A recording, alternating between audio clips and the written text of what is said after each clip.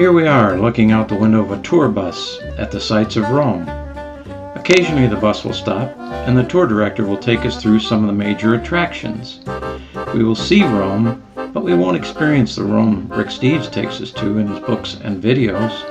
For that, you need to get off the bus. For an adventure without a tour director and without a schedule. Then you will find the Rome the Italians speak of when they say, Florence is to visit, but Rome is to live. Here you see the location of the Monte neighborhood, where we lived for 6 weeks over the past 2 years. It's near the magnificent Basilica Santa Maria Maggiore, and not far from the Termini train station, making it handy for side trips. The Monte abounds with life, day and night. The locals described this area as Trastevere before Trastevere was discovered by tourists. Most of the major tourist attractions, such as the Colosseum, the Forum, and the Pantheon, are just an enjoyable walk. Buses and the metro are nearby for farther destinations, such as the Vatican. Rome University's Physics Institute is here. This was the home of the Via Panisperna boys, a group of young scientists led by Enrico Fermi, the famous nuclear physicist. This is Via Urbana, the street our apartment was on.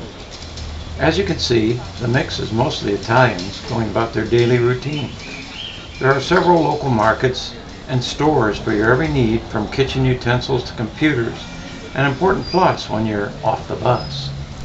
This was our apartment on Via Urbana, 2 bedrooms, 2 bathrooms, plus kitchen, dining, and living room. We booked a 2-bedroom apartment so our family could visit us. With Rick Steves, you stay in a hotel. Off the bus, you live in an apartment. Nobody at the front desk to answer questions about getting around, restaurant recommendations, and the like. And no maid to clean your room and make your bed. This is roughing it with the natives. The morning starts out at our favorite coffee shop, La Licata. Here are the baristas who welcomed us each day. Friendly buongiornos in the morning. Such a little thing, but it makes for a great start on the day. This is the Piazza della Madonna dei Monti, the center of life in the Monte. Just sitting here, reading or sharing a drink with friends in the evening is a Roman way of life, and you can live it if you're off the bus. Rome is a city of churches. I think they have more churches than ATMs. You can pick a basilica or a small church for Mass. This is Santa Maria ai Monti, a small church across from the piazza. Our first Sunday morning, we chose a small church that looked interesting. Inadvertently, we picked a service that was all in Polish, including the sermon, which was agonizingly long. Sunday afternoon, relax and enjoy passeggiata, strolling with the locals. Many of the streets are closed to vehicles, and they become a place for music, shopping, or just walking and visiting. This is Via dei Fiori Imperiali, a major street which runs along the Forum and the Colosseum.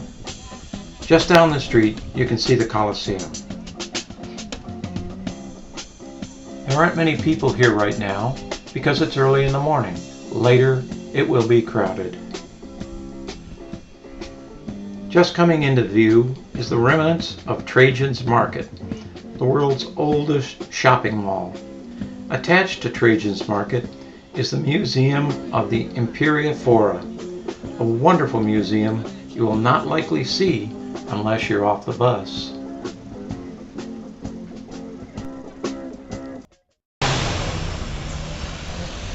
Crossing the busy streets of Rome can be hazardous to your health, unless you cross like a Roman. A couple of rules. Never look the driver in the eye and be predictable. Don't change your mind midstream. Personally, I like walking beside a senora with a baby stroller. Notice that lady in brown. She has a problem crossing the street. She's a tourist, for sure. Now, keep your eye on her for a minute. He's going to start out and then decide maybe not. No, I don't think so. But notice other people are crossing. Oh, I don't think so. And now she's going to go because she's with another group of people. A good choice. Gelaterias abound in Rome. They mysteriously draw you to them. Some are better than others, and Frigidarium, near the Piazza Navona, is our favorite. Somewhere I read a gelato a day is recommended by Italian doctors. We diligently tried to follow doctors' orders.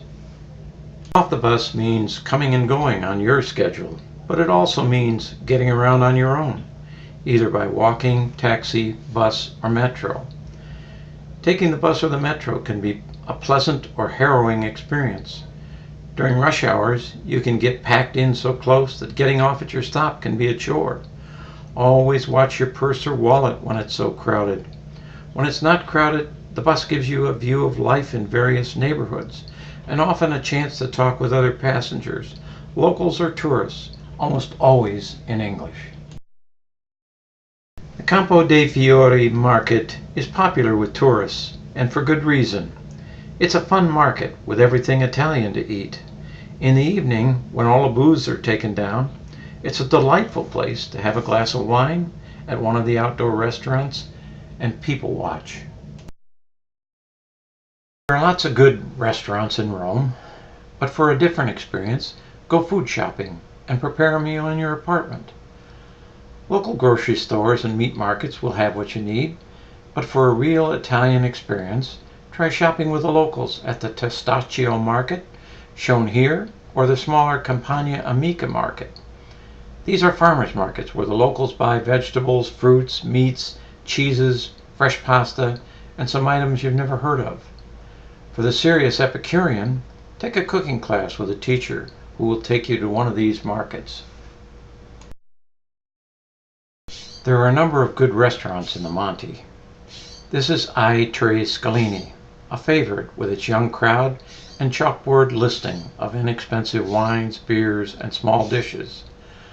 La Carbonara in the Monte serves only Roman meals, pasta-oriented. And this is the owner and chef at another favorite, Taverna dei Fori Imperiali, tucked away in the Monte. My wife is on the right and a friend is on the left. This restaurant is popular with the locals, and reservations are a must every night. When you're on your own, it's amazing the hidden treasures you find literally everywhere in Rome. In a small church, a beautifully sculptured Madonna and Child. In another small church, a monument to Cardinal Riorio, done by an unknown artist in Michelangelo's circle.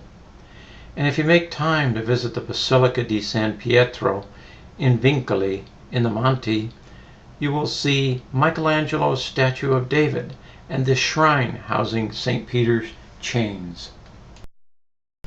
When you have time, there are memorable images. You can just see the feet of a lady sleeping under a plastic sheet just across the street from the Basilica Santa Maria Maggiore. Sometimes she would come out and use the box as her dining table.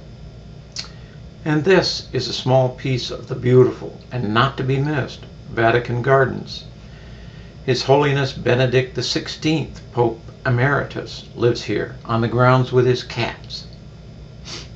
As we enjoyed a drink at an outdoor table, I spotted this Italian signora, eyes closed, enjoying the day. Some images are very memorable. What can I say? I was doing a study of column designs at the Forum. She was there. I took the picture. Memorable images and memorable experiences. This is the Vatican on a nothing special day in October. There was probably 50,000 people here to see the new Pope Francis. Most Holy Father, the English-speaking pilgrims and visitors present today. Off the bus means time for side trips. This is inside the spectacular gardens of nearby Tivoli, a 45-minute bus ride and worth it. The Termini train station is also a place to rent cars. We rented a car for a day and drove to Deruta, a famous Italian ceramics center. With no schedule and no pressure, there's time for serendipitous days. Rain or shine, you adapt. A glass of wine or a beer and some music helps.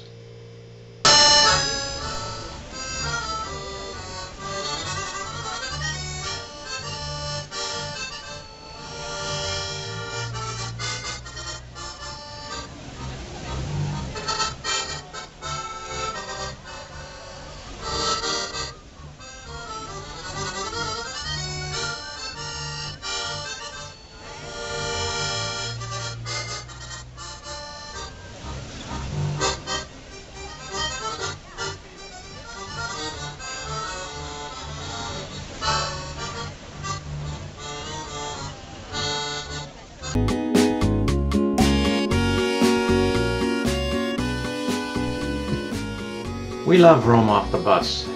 It's not a tour, it's an Italian experience. Ci vediamo là. Will we see you there?